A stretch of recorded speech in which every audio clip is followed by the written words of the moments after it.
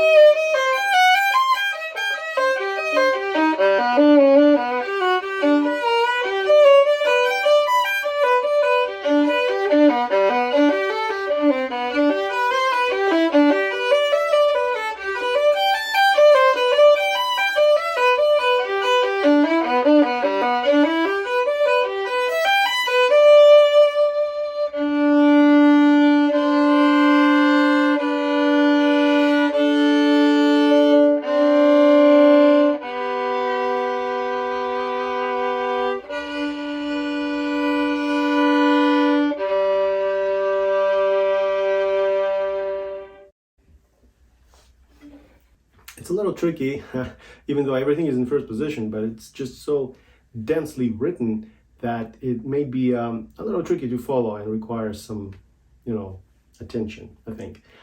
I'm also posting a walkthrough of this etude as well as every etude in this book on my Patreon page and my YouTube membership page. Those are paid sites, and I would really appreciate your support. Thank you so much.